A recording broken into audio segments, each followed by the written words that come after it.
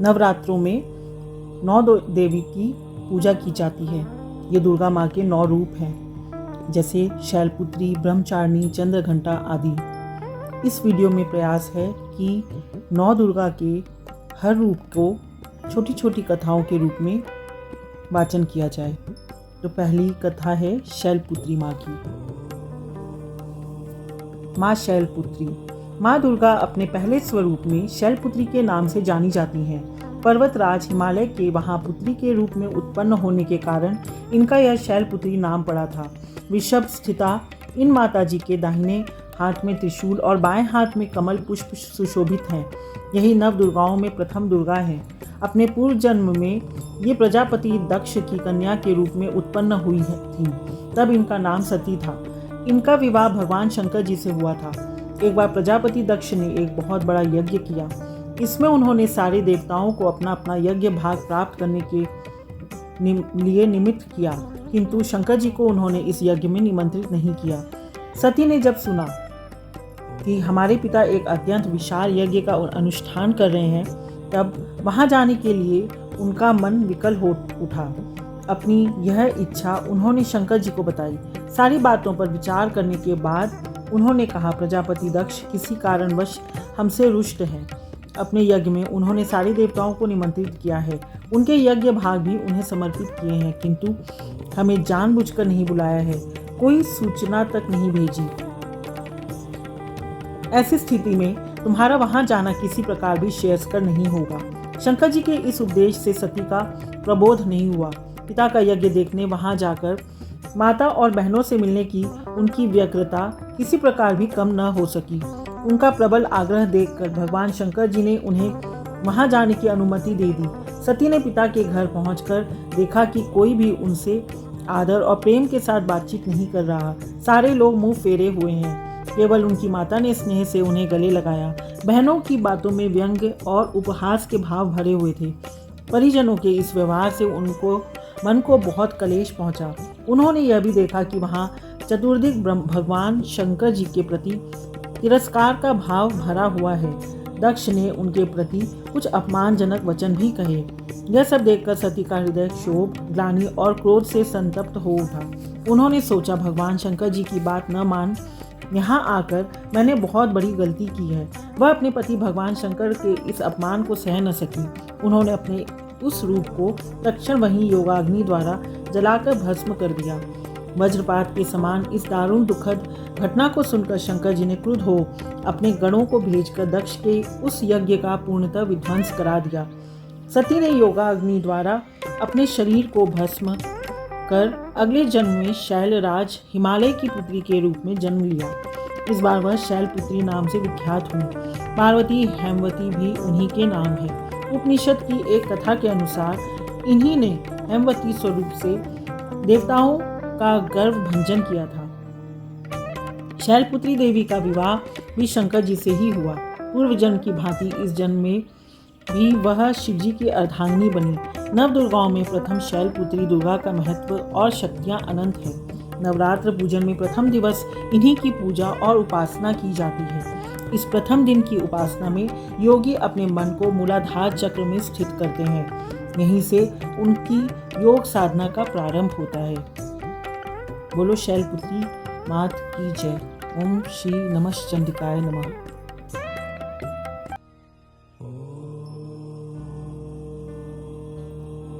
नवरात्रों में दूसरे दिन के पूजा में ब्रह्मचारिणी माता की पूजा होती है।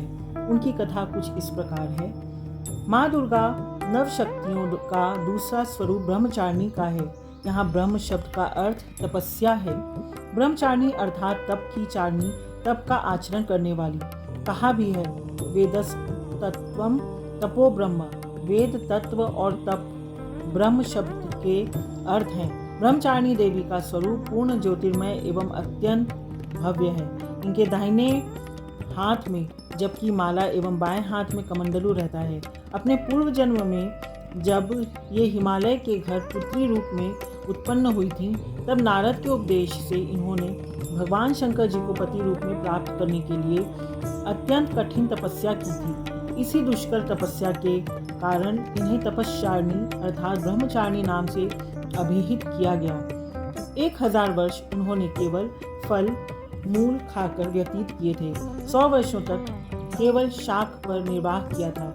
कुछ दिनों तक कठिन उपवास रखते हुए खुले आकाश के नीचे वर्षा और धूप के भयानक कष्ट सहे। इस कठिन तपश्चर्या के पश्चात 3000 वर्षों तक केवल जमीन पर टूटकर गिरे हुए बेलपत्रों को खाकर वह अहर्निश भगवान शंकर की आराधना करती रही। इसके बाद उन्होंने सूखे बेलपत्रों को भी खाना छोड़ दिया। कई हजार वर्षों तक वह निर्जल और निराहार तपस्या करती रहीं। पत्तों को भी खाना छोड़ देने के कारण उनका एक नाम अपर्णा भी पड़ गया। कई हजार वर्षों की इस कठिन तपस्या के कारण ब्रह्मचारिणी देवी का वह पूर्व जन्म का शरीर एकदम क्षीण हो उठा। वह अत्यंत ही कृशकाय हो गई थी। उनकी यह दशा देखकर उनकी माता मैना अत्यंत दुखित हो उठी। उन्होंने उन्हें उस कठिन तपस्या से विरत करने के लिए आवाज दी, ओ माँ, अरे नहीं, ओ नहीं। तब से देवी ब्रह्मचारिणी का पूर्व जन्म का नाम उमा भी पड़ गया। उनकी इस तपस्या से तीनों लोकों में हाहाकार मच गया। देवता, ऋषि, सिद्धगण, मुनि सभी ब्रह्मचारिणी देवी की इस तपस्या को अभूतपूर्व पुण्य कृत्य बताते हुए उनकी सराहना करने लगे। अंत में पितामह ब्रह्मा जी ने आकाशवाणी के द्वारा उन्हें संबोधित करते हुए प्रसन्न स्वरों में कहा, हे देवी, आज तक किसी ने ऐसी कठोर तपस्या नहीं की। ऐसी तपस्या तुम ही से संभव थी। तुम्हारे इस अलौकिक कृत्य की चतुर्दिक सराहना हो रही है। तुम्हारी मनोकामना सर्वतोभावेन परिपूर्ण होगी।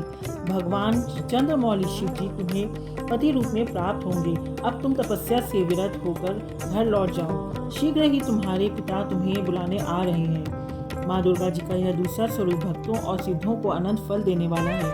इनकी उपासना से मनुष्य में तप, त्याग, वैराग्य, सदाचार, संयम की वृद्धि होती है। जीवन के कठिन संघर्षों में उसका मन कर्तव्य पथ से विचलित नहीं होता। माँ ब्रह्मचारिणी देवी की कृपा से उससे सर्वत्र सिद्धि और विजय की प्राप्ति होती है। दुर्गा पूजा के दूसरे दिन इन्हीं के स्वरूप की उपासना की जाती है। इस दिन साधक का मन स्वाधिष्ठान चक्र में स्थित होता है। इस चक्र में अवस्थित मन वाला योगी उनकी कृपा और भक्ति करता है। स्वाधिष्ठान चक्र में ध्यान लगाने से हमारे मन वांछित फल की प्राप्ति होती है। बोलो ब्रह्मचारिणी मैया की जय, दुर्गा माता की जय।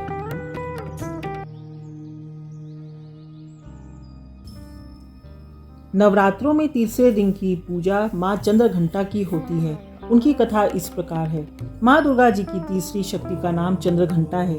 नवरात्रि उपासना में तीसरे दिन इन्हीं के विग्रह का पूजन आराधना किया जाता है। इनका यह स्वरूप परम शांतिदायक और कल्याणकारी है। इनके मस्तक में घंटे के आकार का अर्धचंद्र है। इसी कारण से इन्हें चंद्रघंटा देवी कहा जाता है। इनके शरीर का रंग स्वर्ण के समान चमकीला है। इनके 10 हाथ हैं। इनके 10 हाथों में खड्ग आदि शस्त्र तथा बाण आदि अस्त्र विभूषित हैं। इनका वाहन सिंह है। इनकी मुद्रा युद्ध के लिए उद्यत रहने की होती है। इनके घंटे की सी भयानक चंड ध्वनि से अत्याचारी दानव, दैत्य, राक्षस सदैव प्रकंपित रहते हैं। नवरात्र की दुर्गा उपासना में तीसरे दिन की पूजा का अत्यधिक महत्व है। इस दिन साधक का मन मणिपुर चक्र में प्रविष्ट होता है। माँ चंद्रघंटा की कृपा से उसे अलौकिक वस्तुओं के दर्शन होते हैं। दिव्य सुगंधियों का अनुभव होता है तथा विविध प्रकार की दिव्य ध्वनियाँ सुनाई देती हैं। ये क्षण साधक के लिए अत्यंत सावधान रहने के होते हैं। माँ चंद्रघंटा की कृपा से साधक के समस्त पाप और बाधाएं विनष्ट हो जाती हैं। इनकी आराधना सद्य फलदायी है। इनकी मुद्रा सदैव युद्ध के लिए अभिमुख रहने की होती है। अतः भक्तों के कष्ट का निवारण यह अत्यंत शीघ्र कर देती हैं। इनका वाहन सिंह है, अतः इनका उपासक सिंह की तरह पराक्रमी और निर्भय हो जाता है। इनके घंटे की ध्वनि सदा अपने भक्तों की प्रेत बाधादि से रक्षा करती है। इनका ध्यान करते ही शरणागत की रक्षा के लिए इस घंटे की ध्वनि निनादित हो उठती है। दुष्टों का दमन और विनाश करने में सदैव तत्पर रहने के बाद भी इनका स्वरूप दर्शक और आराधक के लिए अत्यंत सौम्यता एवं शांति से परिपूर्ण रहता है। इनके आराधना से प्राप्त होने वाला एक बहुत बड़ा सद्गुण यह भी है कि साधक में वीरता निर्भयता के साथ ही सौम्यता एवं विनम्रता का भी विकास होता है। उसके मुख, नेत्र तथा संपूर्ण काया में कांति गुण की वृद्धि होती है। स्वर में दिव्य अलौकिक माधुर्य का समावेश हो जाता है। माँ चंद्रघंटा के भक्त और उपासक जहाँ भी जाते हैं, लोग उन्हें देखकर शांति और सुख का अनुभव करते हैं। ऐसे साधक के शरीर से दिव्य प्रकाश युक्त परमाणुओं का अदृश्य विकिरण होता है। यह दिव्य क्रिया साधारण चक्षुओं से दिखलाई नहीं देती, किंतु साधक और उसके संपर्क में आने वाले लोग इस बात का अनुभव भली भांति करते रहते हैं।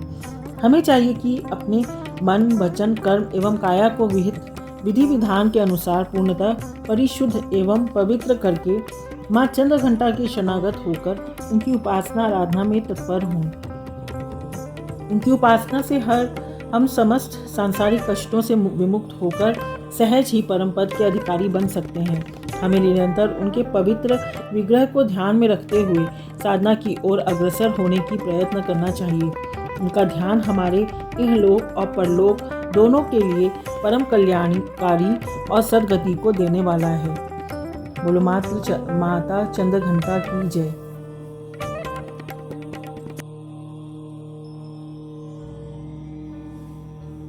नवरात्रि के चौथे दिन कुष्मांडा देवी की पूजा। माँ दुर्गा जी के चौथे स्वरूप का नाम कुष्मांडा है। अपनी मंद हल्की हंसी द्वारा अंड अर्थात ब्रह्मांड को उत्पन्न करने के कारण इन्हें कुष्मांडा देवी के नाम से अभिहित किया जाता है। जब सृष्टि का अस्तित्व नहीं था, चारों ओर अंधकार ही अंधकार परिव्याप्त था, तब इन्हीं देवी ने अपने ईशत हास्य से ब्रह्मांड की रचना की थी। अतः यही सृष्टि की आदि स्वरूपा, आदि शक्ति है। इनके पूर्व ब्रह्मांड का अस्तित्व था ही नहीं। इनका निवास सूर्यमंडल के भीतर के लोक में है। सूर्यलोक में निवास कर सकने की क्षमता और शक्ति केवल इन्हीं में है। इनके शरीर की कांति और प्रभा भी सूर्य के समान ही देदीप्यमान और भास्वर है। इनके तेज की तुलना इन्हीं से की जा सकती है। अन्य कोई भी देवी देवता इनके तेज और प्रभाव की समता नहीं कर सकते। इन्हीं के तेज और प्रकाश से दसों दिशाओं प्रकाशित हो रही हैं। ब्रह्मांड की सभी वस्तुओं और प्राणियों में अवस्थित तेज इन्हीं की छाया है। इनकी 8 भुजाएं हैं, अतः ये अष्टभुजा देवी के नाम से भी विख्यात है। इनके 7 हाथ में क्रमशः कमंडलू, धनुष, बाण, कमल, पुष्प, अमृतपूर्ण कलश, चक्र तथा गदा है। 8वें हाथ में सभी सिद्धियों और निधियों को देने वाली जपमाला है। इनका वाहन सिंह है। संस्कृत में भाषा में कुष्मांड कुम्हड़े को कहते हैं। बलियों में कुम्हड़े की बलि इन्हें सर्वाधिक प्रिय है। इस कारण से भी ये कुष्मांडा कही जाती हैं। नवरात्र पूजन के चौथे दिन कुष्मांडा देवी के स्वरूप की ही उपासना की जाती है। इस दिन साधक का मन अनाहत चक्र में अवस्थित होता है। अतः इस दिन इसे अत्यंत पवित्र और अचंचल मन से कुष्मांडा देवी के स्वरूप को ध्यान में रखकर पूजा उपासना के कार्य में लगना चाहिए। माँ कुष्मांडा की उपासना से भक्तों के समस्त रोग शोक नष्ट हो जाते हैं। इनकी भक्ति से आयु, यश, बल और आरोग्य की वृद्धि होती है। माँ कुष्मांडा अत्यल्प सेवा और भक्ति से भी प्रसन्न होने वाली हैं। यदि मनुष्य सच्चे हृदय से इनका शरणागत बन जाए तो फिर इसे अत्यंत सुगमता से परम पद की प्राप्ति हो सकती है। हमें चाहिए कि हम शास्त्रों पुराणों में वर्णित विधि विधान के अनुसार माँ दुर्गा की उपासना और भक्ति के मार्ग पर अहर्निश अग्रसर हों। माँ के भक्ति मार्ग पर कुछ ही कदम आगे बढ़ने पर भक्त साधक को उनकी कृपा का सूक्ष्म अनुभव होने लगता है। यह दुख स्वरूप संसार उसके लिए अत्यंत सुखद और सुगम बन जाता है। माँ की उपासना मनुष्य को सहज भाव से भवसागर से पार उतारने के लिए सर्वाधिक सुगम और श्रेयस्कर मार्ग है। माँ कुष्मांडा की उपासना मनुष्य को आधियों व्याधियों से सर्वथा विमुक्त करके उसे सुख, समृद्धि और उन्नति की ओर ले जाने वाली है। अतः अपनी लौकिक पारलौकिक उन्नति चाहने वालों को इनकी उपासना में सदैव तत्पर रहना चाहिए। बोलो कुष्मांडा देवी की जय।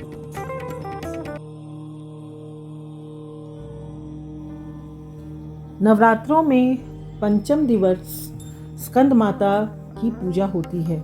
माँ दुर्गा जी के 5वें स्वरूप को स्कंद माता के नाम से जाना जाता है।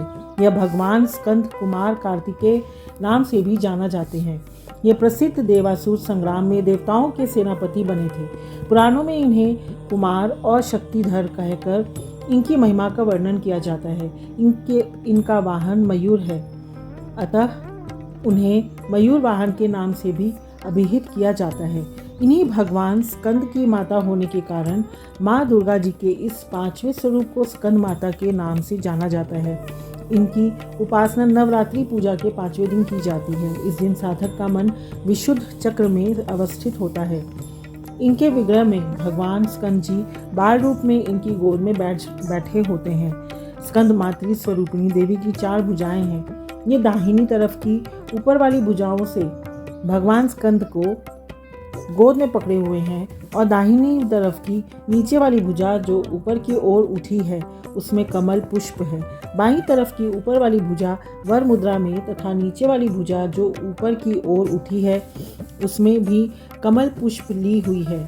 इनका वर्ण पूर्णतः शुभ्र है। ये कमल के आसन पर विराजमान रहती हैं। इसी कारण से इन्हें पद्मासना देवी भी कहा जाता है। सिंह भी इनका वाहन है।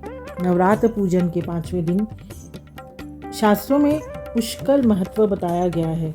इस चक्र में अवस्थित मन वाले साधक की समस्त बाह्य क्रियाओं एवं चित्तवृत्तियों का लोप हो जाता है।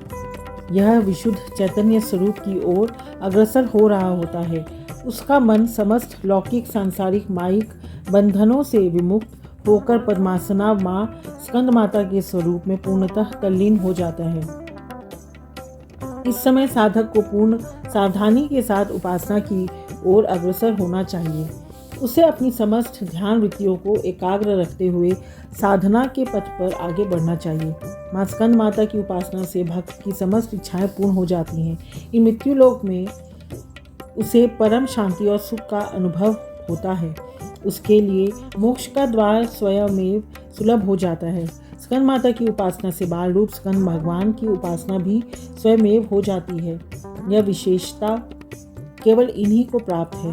अतः साधुओं को स्कंद माता की उपासना की और विशेष ध्यान देना चाहिए। सूर्यमंडल की अधिष्ठात्री देवी होने के कारण इनका उपासक अलौकिक तेज एवं कांति से संपन्न हो जाता है। एक अलौकिक प्रभा मंडल अदृश्य भाव से सदैव उसके चतुर्दिक परिव्याप्त रहता है। यह प्रभा मंडल प्रतिक्षण उसके योगक्षेम का निर्वहन करता रहता है। अतः हमें एकाग्र भाव से मन को पवित्र रखकर माँ की शरण में आने का प्रयत्न करना चाहिए। इस घोर भव सागर के दुखों से मुक्ति पाकर मोक्ष का मार्ग सुलभ बनाने का इससे उत्तम उपाय दूसरा नहीं है। बोलो स्कंद माता की जय।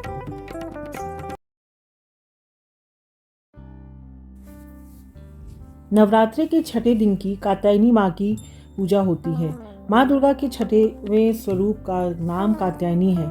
इनका कात्यायनी नाम पढ़ने की कथा इस प्रकार है। कथ नामक एक प्रसिद्ध महर्षि थे। उनके पुत्र ऋषि कात्य हुए। इन्हीं कात्य के गोत्र में विश्व प्रसिद्ध महर्षि कात्यायन उत्पन्न हुए थे। उन्होंने भगवती पराम्बा की उपासना करते हुए बहुत वर्षों तक बड़ी कठिन तपस्या की थी।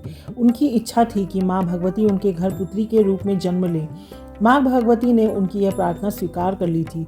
कुछ काल पश्चात जब दानव महिषासुर का अत्याचार पृथ्वी पर बहुत बढ़ गया, तब भगवान ब्रह्मा विष्णु महेश तीनों ने अपने अपने तेज का अंश देकर महिषासुर के विनाश के लिए एक देवी को उत्पन्न किया। महर्षि कात्यायन ने सर्वप्रथम इनकी पूजा की। इसी कारण से यह कात्यायनी कहलाई। ऐसी भी कथा मिलती है कि ये महर्षि कात्यायन के महापुत्री रूप से उत्पन्न भी हुई थी। अश्विन कृष्ण चतुर्दशी को जन्म लेकर शुक्ल सप्तमी, अष्टमी तथा नवमी तक 3 दिन इन्होंने कात्यायन ऋषि की पूजा ग्रहण कर दशमी को महिषासुर का वध किया था। माँ कात्यायनी अमोघ फलदायिनी है। भगवान कृष्ण को पति रूप में पाने के लिए व्रज की गोपियों ने इन्हीं की पूजा कालिंदी यमुना के तट पर की थी। ये व्रज मंडल की अधिष्ठात्री देवी के रूप में प्रतिष्ठित हैं। इनका स्वरूप अत्यंत ही भव्य और दिव्य है। इनका स्वर्ण के समान चमकीला और भास्वर है। इनकी 4 भुजाएं हैं। माताजी का दाहिनी तरफ का ऊपर वाला हाथ अभय मुद्रा में है तथा नीचे वाला वर मुद्रा में है। बाईं तरफ के ऊपर वाले हाथ में तलवार और नीचे वाले हाथ में कमल पुष्प सुशोभित है। इनका वाहन सिंह है। दुर्गा पूजा के 6वें दिन इनके स्वरूप की उपासना की जाती है। इस दिन साधक का मन आज्ञा चक्र में स्थित होता है। योग साधना में इस आज्ञा चक्र का अत्यंत महत्वपूर्ण स्थान है। इस चक्र में स्थित मन वाला साधक मां कात्यायनी के चरणों में अपना सर्वस्व निवेदित कर देता है। परिपूर्ण आत्मदान करने वाले ऐसे भक्त को सहज भाव से मां कात्यायनी के दर्शन प्राप्त हो जाते हैं। मां कात्यायनी की भक्ति और उपासना द्वारा मनुष्य को बड़ी सरलता से अर्थ, धर्म, काम, मोक्ष चारों फलों की प्राप्ति होती है। वह इस लोक में स्थित रहकर भी अलौकिक तेज और प्रभाव से युक्त हो जाता है। उसके रोग, शोक, संताप, भय आदि सर्वथा विनष्ट हो जाते हैं। जन्म जन्मांतर के पापों को विनष्ट करने के लिए माँ की उपासना से अधिक सुगम और सरल मार्ग दूसरा नहीं है। इनका उपासक निरंतर इनके सानिध्य में रहकर परम पद का अधिकारी बन जाता है। अतः हमें सर्वतोभावेन माँ की शरणागत होकर उनकी पूजा उपासना के लिए तत्पर होना चाहिए। बोलो कात्यायनी देवी की जय, दुर्गा मैया की जय।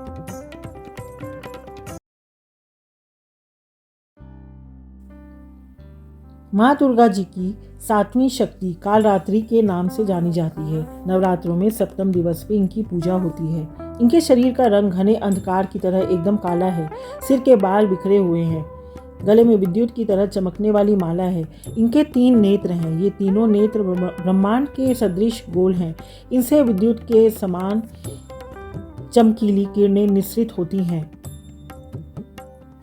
इनकी नासिका के श्वास प्रश्वास से अग्नि की भयंकर ज्वालाएं निकलती रहती हैं। इनका वाहन गर्दभ गदहा है। ऊपर उठे हुए दाहिने हाथ की वर मुद्रा से सभी को वर प्रदान करती हैं। दाहिनी तरफ का नीचे वाला हाथ अभय मुद्रा में है। बाईं तरफ के ऊपर वाले हाथ में लोहे का कांटा तथा नीचे वाले हाथ में खड्ग कटार है। माँ कालरात्रि का स्वरूप देखने में अत्यंत भयानक है, लेकिन ये सदैव शुभ फल ही देने वाली हैं। इसी कारण इनका एक नाम शुभंकरी भी है। अतः इनसे भक्तों को किसी प्रकार भी भयभीत अथवा आतंकित होने की आवश्यकता नहीं है। दुर्गा पूजा के 7वें दिन माँ कालरात्रि की उपासना का विधान है। इस दिन साधक का मन सहस्त्रार चक्र में स्थित है। इसके लिए ब्रह्मांड की समस्त सिद्धियों का द्वार खुलने लगता है। इस चक्र में स्थित साधक का मन पूर्णतः माँ कालरात्रि के स्वरूप में अवस्थित रहता है। उनके साक्षात्कार से मिलने वाली पुण्य का वह भागी हो जाता है। उसके समस्त पापों विघ्नों का नाश हो जाता है। उससे अक्षय पुण्य लोकों की प्राप्ति होती है। माँ कालरात्रि दुष्टों का विनाश करने वाली हैं। दानव, दैत्य, राक्षस, भूत, प्रेत आदि इनके स्मरण मात्र से ही भयभीत होकर भाग जाते हैं। यह ग्रह बाधाओं को भी दूर करने वाली है। इनके उपासक को अग्नि भय, जल भय, जंतु भय, शत्रु भय, रात्रि भय आदि कभी नहीं होते। इनकी कृपा से वह सर्वथा भय मुक्त हो जाता है। माँ कालरात्रि के स्वरूप विग्रह को अपने हृदय में अवस्थित करके मनुष्य को एक निष्ठ भाव से उनकी उपासना करनी चाहिए। यम, नियम, संयम उसे पूर्ण पालन करना चाहिए। मन, वचन, काया की पवित्रता रखनी चाहिए। यह शुभंकरी देवी हैं। उनकी उपासना होने वाले शुभों की गणना नहीं की जा सकती। हमें निरंतर उनका स्मरण, ध्यान और पूजा करना चाहिए। बोलो कालरात्रि माता की जय।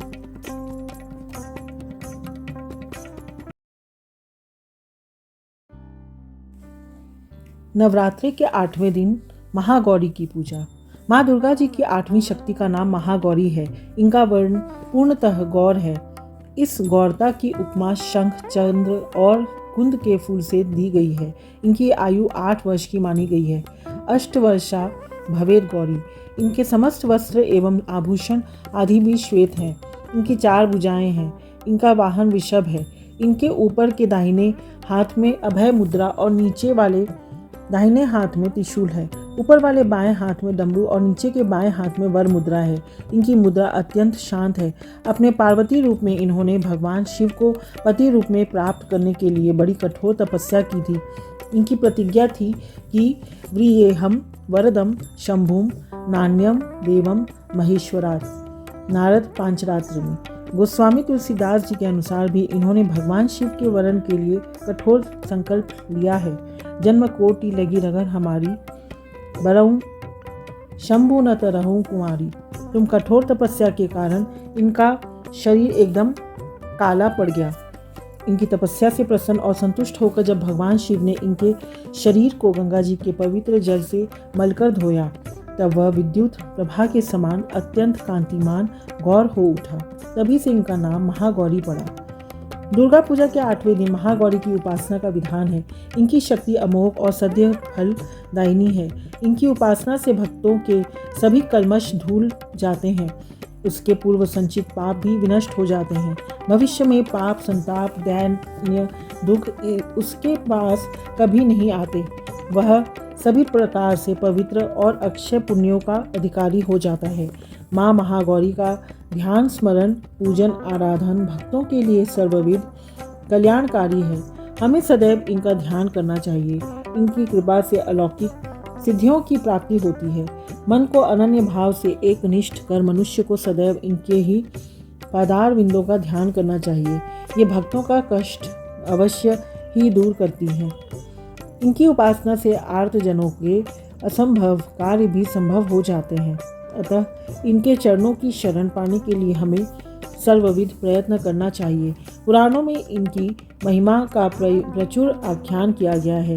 यह मनुष्य की वृत्तियों को सत्य की ओर प्रेरित करके असत का विनाश करती हैं। हमें प्रपत्ति भाव से सदैव इनका शरणागत बनना चाहिए। बोलो महागौरी माता की जय।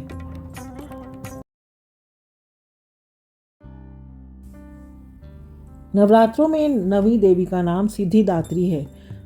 माँ दुर्गा जी की नवी शक्ति का नाम सिद्धिदात्री माता है।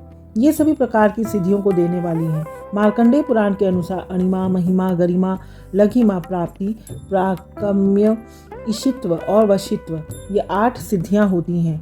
ब्रह्मवैवर्त पुराण के श्री कृष्ण जन्म खंड में यह संख्या 18 बताई गई है।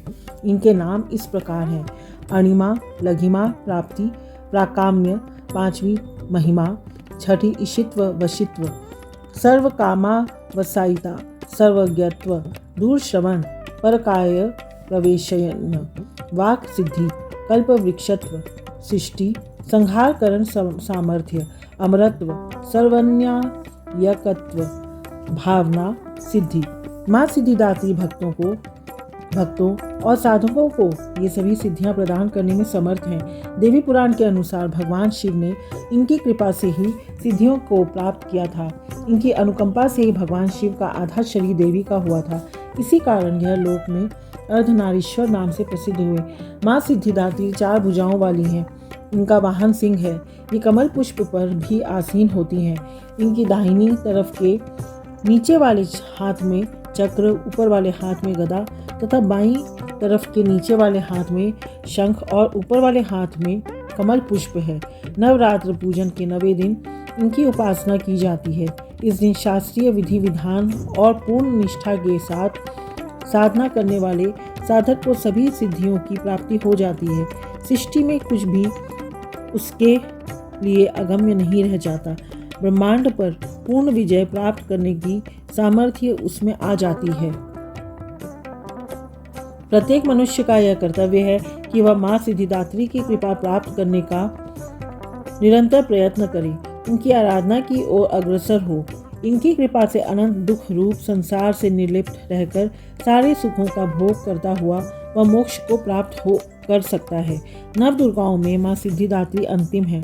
अन्य 8 दुर्गाओं की पूजा उपासना शास्त्रीय विधि विधान के अनुसार करते हुए भक्त दुर्गा पूजा के 9वें दिन इनकी उपासना में प्रवृत्त होते हैं। इन सिद्धिदात्री माँ की उपासना पूर्ण कर लेने के बाद भक्तों और साधकों की लौकिक परलौकिक सभी प्रकार की कामनाओं की पूर्ति हो जाती है। लेकिन सिद्धिदात्री माँ के कृपा पात्र भक्त के भीतर कोई ऐसी कामना शेष बचती ही नहीं कि जिसे वह पूर्ण करना चाहे। वह सभी सांसारिक इच्छाओं, आवश्यकताओं और स्पृहाओं से ऊपर उठकर मानसिक रूप से माँ भगवती के दिव्य लोकों में विचरण करता हुआ उनके कृपा रस पीयूष का निरंतर पान करता हुआ विषय भोग शून्य हो जाता है। माँ भगवती का परम सानिध्य भी उसका सर्वस्व हो जाता है। इस परम पद को पाने के बाद उसे अन्य किसी भी वस्तु की आवश्यकता नहीं रह जाती। माँ के चरणों का यह सानिध्य प्राप्त करने के लिए हमें निरंतर नियमनिष्ठ रहकर उनकी उपासना करनी चाहिए। माँ भगवती का स्मरण, ध्यान, पूजन हमें इस संसार की असारता का बोध कराते हुए वास्तविक परम शांतिदायक अमृत पद की ओर ले जाने वाला है। बोलो माँ सिद्धिदात्री की जय।